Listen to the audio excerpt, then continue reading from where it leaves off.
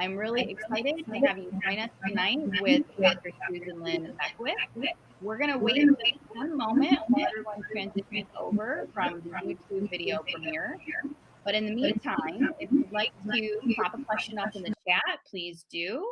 And then also, if you want to put your name, your class year, and your program in the chat, let us know that you're here. We'd love to see who's joining us tonight. So thank you again for being here, and we'll get started in just a moment.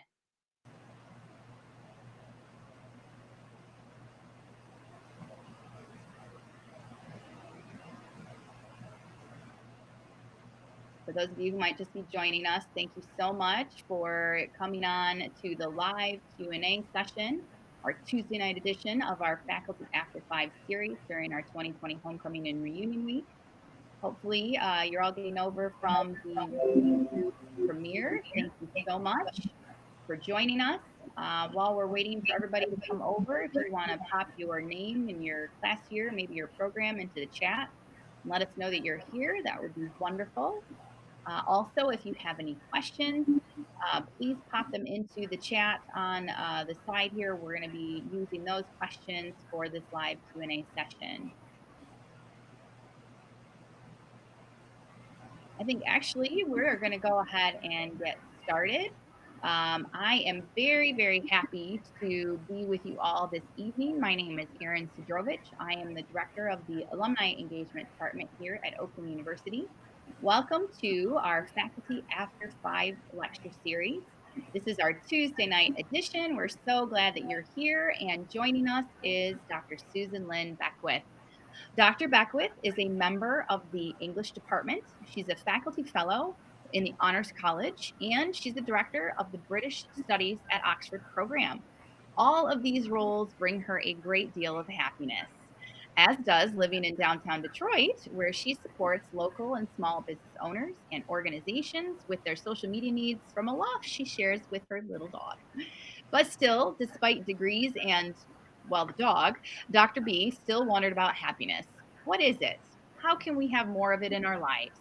Does it mean, or has it meant different things to various cultures and disparate eras? Can it be represented and communicated in words or in images?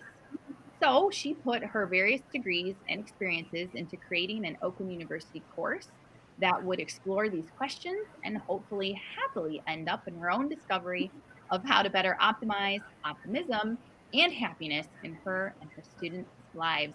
Dr. Beckwith, thank you so much for joining us tonight. Welcome. Thank you for having me. Thank you. I'm so glad you're here. This is going to be a great session. I can't wait. So we are really happy to have you. It looks like we're even getting some people popping in to say hello in the chat. Mark Guthrie and Sue Heldrop are here. Katie Alec is joining us. Thank you, guys. We're actually going to go ahead and get started with a question that I have, Dr. Beckwith. So here we are in the middle of a pandemic. How do you think the onset of a pandemic has impacted people's to-do lists? You know, on the one hand, we have more time to go from to-do to done, like you talked about. But could we just be stressing ourselves out more because we're thinking we should be doing more stuff? So what do you think about the pandemic and how it's impacted those to-do lists? Well, I think that's a great question. And actually, I actually proposed this class and planned to teach it prior to the pandemic. And then that actually just became an interesting other aspect to the course. So, with regard to to-do lists, I think there's a couple of things that are going on with people and their sense of what they need to do and what they're doing. And part of that is that their offices have moved to their homes. So you're always sort of in the midst of it. And actually, you can see there's a few bedrooms in this loft, but this is my entire home basically, with a wall of windows over there. So I'm never really more than 10 feet away from my work. Um, and so I think that idea of the inescapable to do list has gotten a little bit problematic for people at times. And it maybe makes them feel, and that's why I like the to done, because things are always being added. Your email is always there, your phones are always there. And we just have that going on 24 hours now in our home offices as well.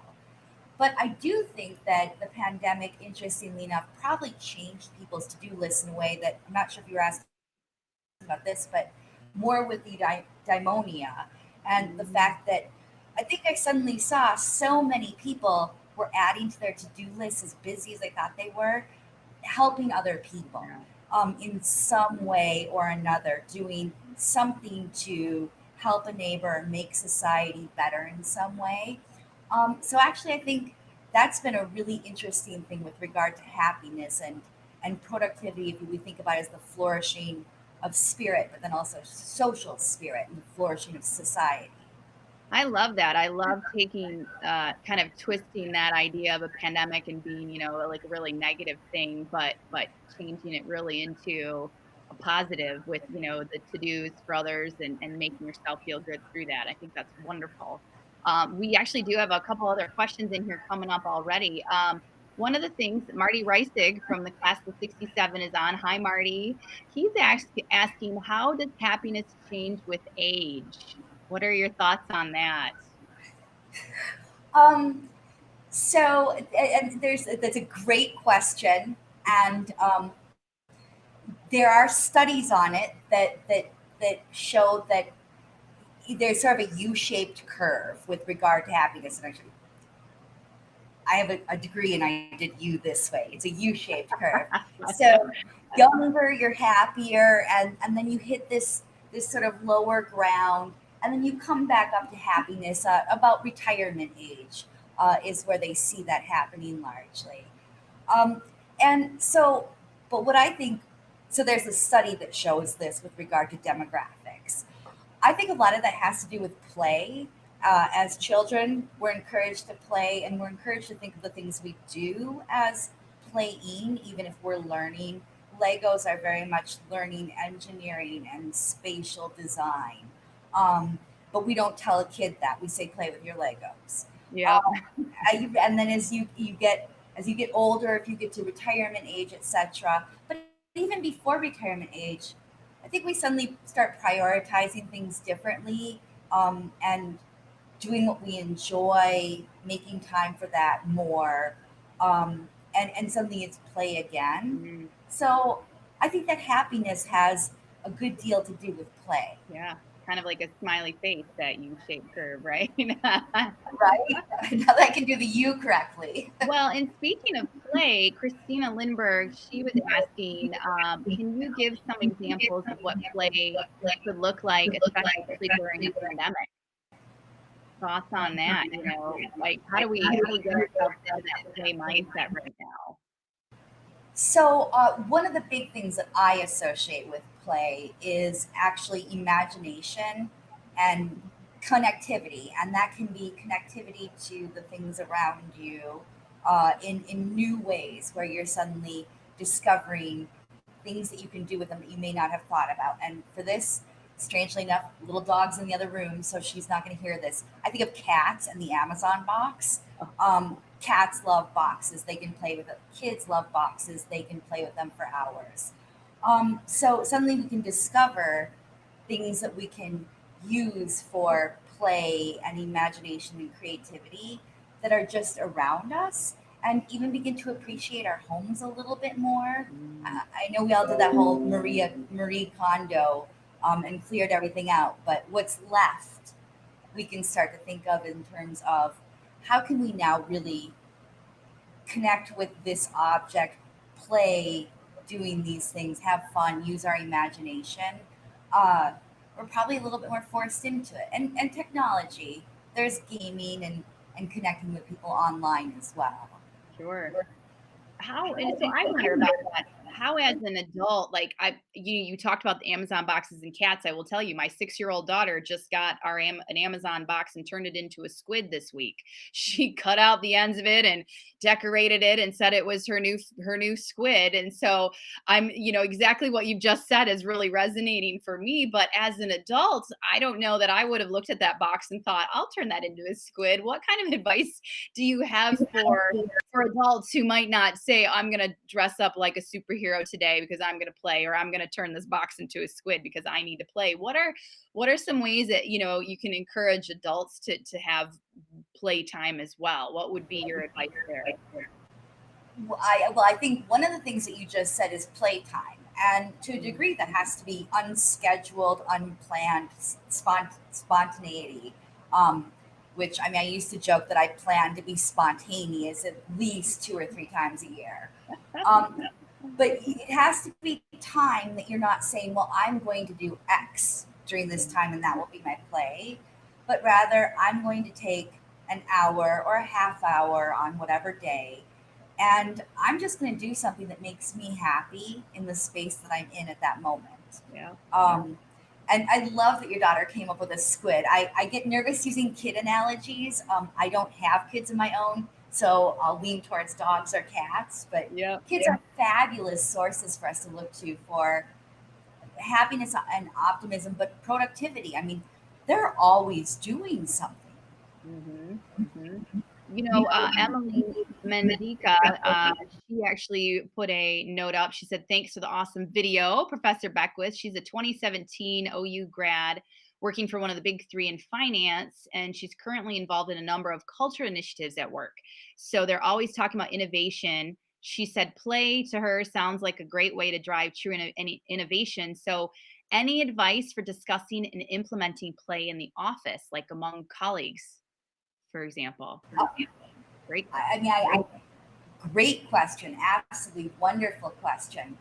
I think there's a few ways that you may be able to do that. So, big three, obviously, you're working with design automobiles, but that has a lot to do with the interior, etc.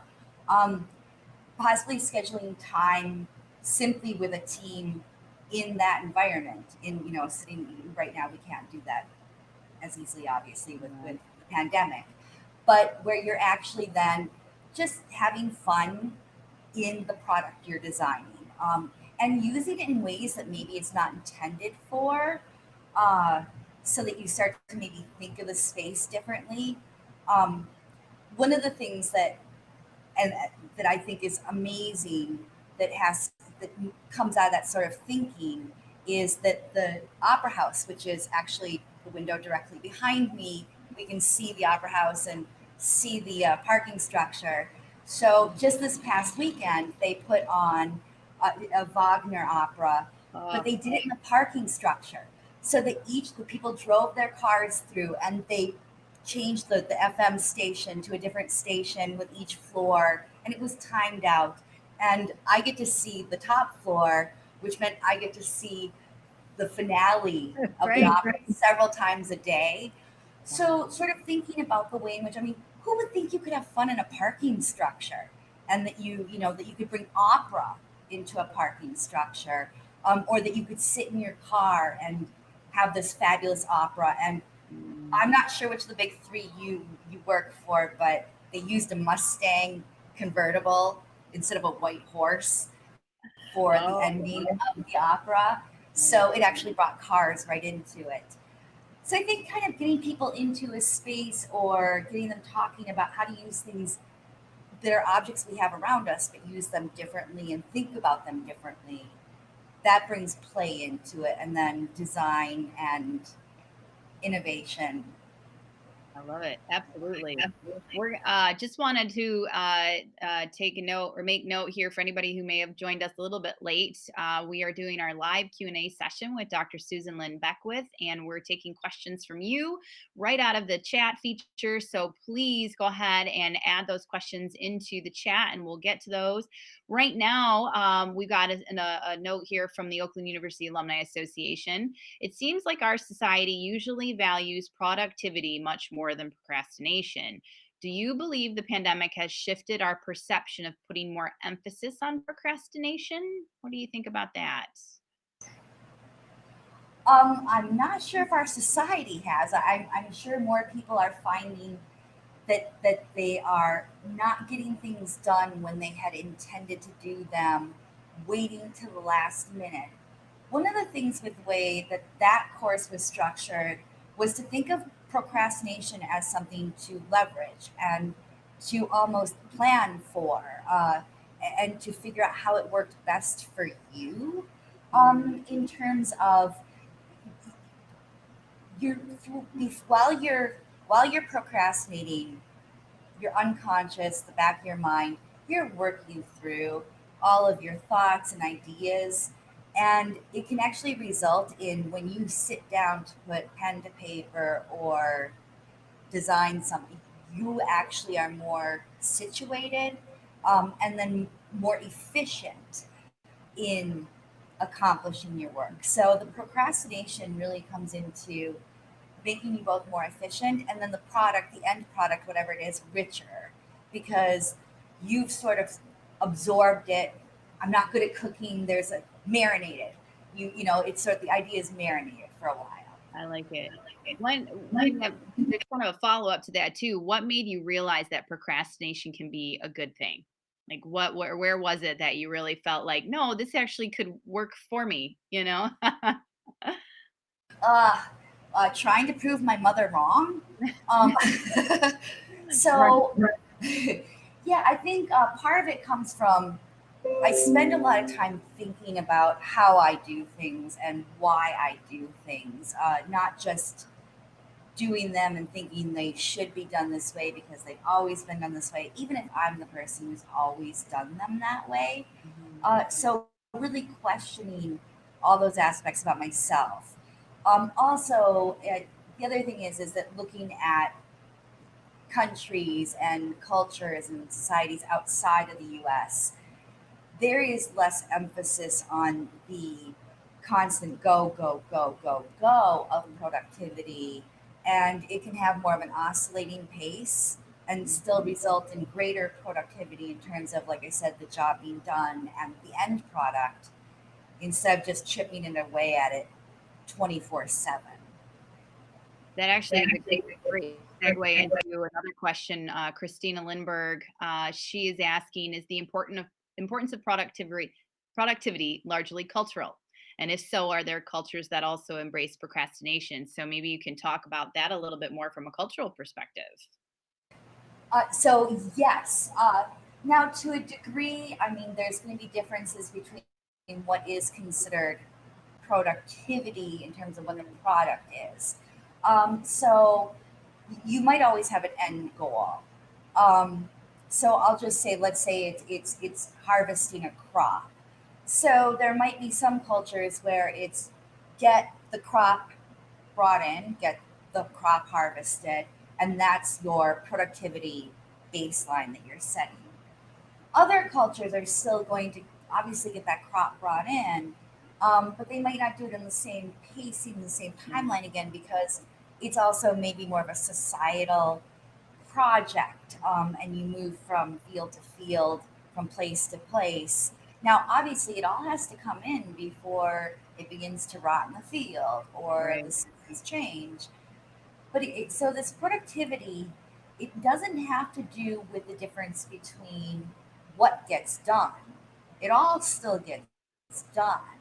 It's the way in which it gets done and how people feel about how they've done it while doing it. Isn't that something that we can all incorporate into our own lives, right? How, it's the process. Yes. Switching gears a little bit here, Ernesto Ronnie Duran Gutierrez has a question. With so many crucial and important events going on in the world right now, how can you stay in genuine optimism without falling into delusion? Coming at us looks like from a school music theater and dance class of 2020. Thank you, Ernesto. That was an interesting question. So, how can you stay in genuine optimism without falling into delusion? Thoughts on that? And it's a fabulous question again. And I do have to say, I don't have any definitive answers in this sense. I do know, pulling in my knowledge, readings, etc., but then also my lived experience. I think for me, it is largely in doing things that I can do every day. So my optimism has maybe shifted away from maybe a more mass product, mass produced future hope.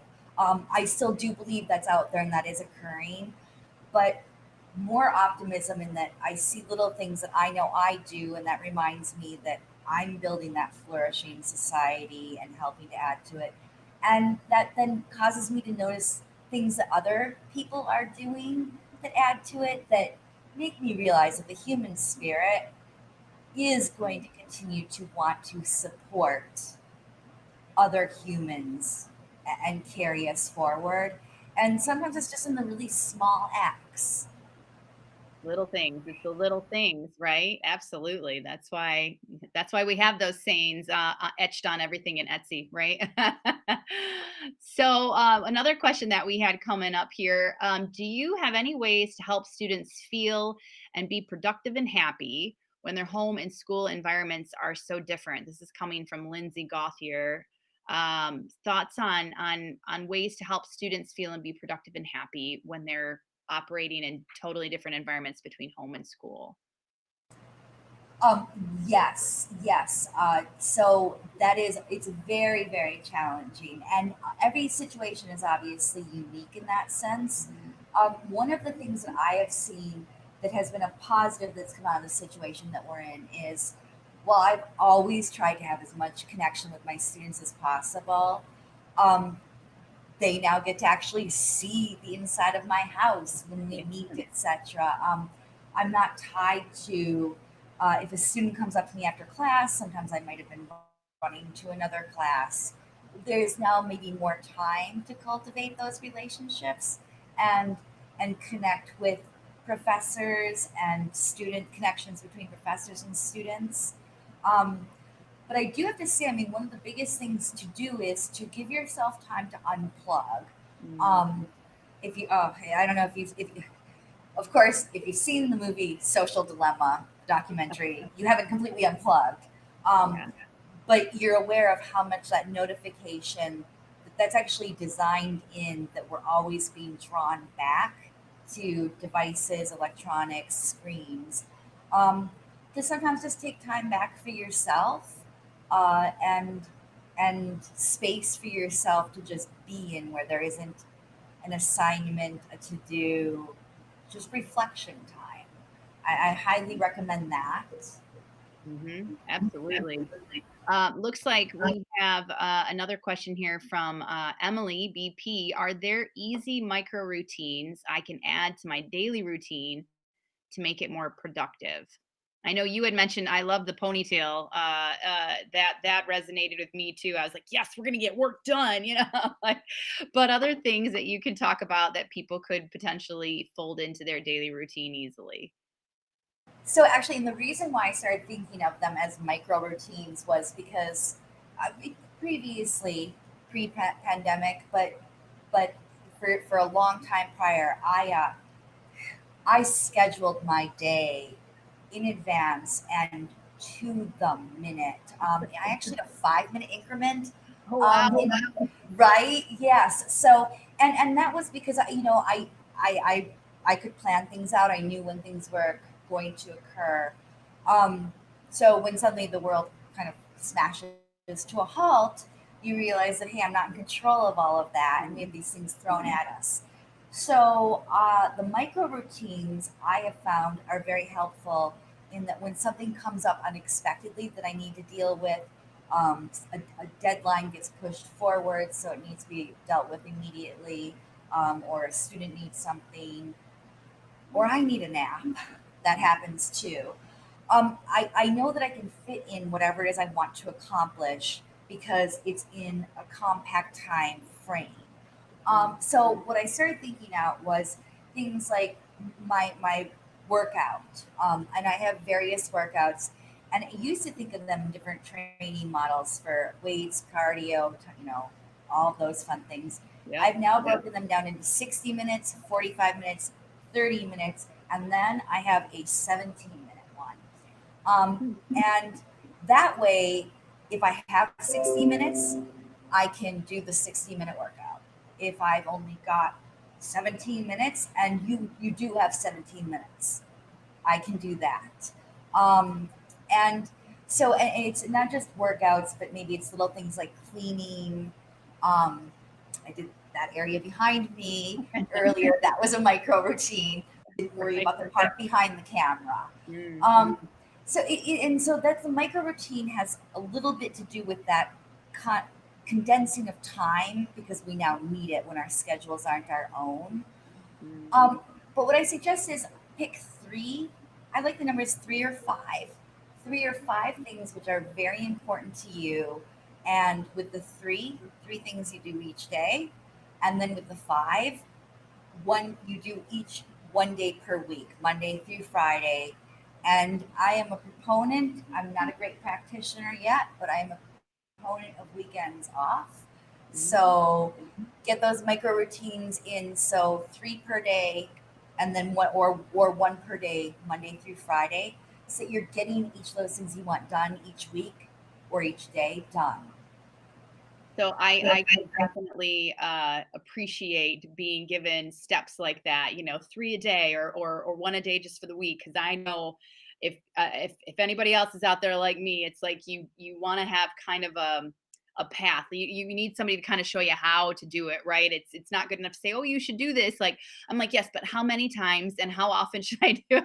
And that's like a blessing and a curse, right? But it definitely is nice to hear like, no, there's some suggestions here that I can give you, or the 17 minutes to 30 to 45 to 60, just knowing that, oh, all right, I've got some parameters within which I can work in order to make some of this happen. So that's appreciated.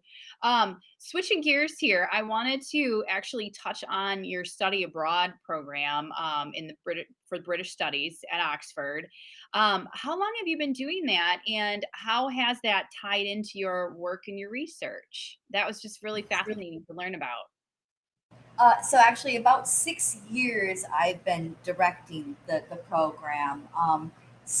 And actually, some of the questions that have come up tonight regarding especially students and connectivity Mhm. really speak to that. So that we go and live at Oxford University. We live in residence, which is fabulous. It's Harry Potter was filmed Love it. in the different colleges there.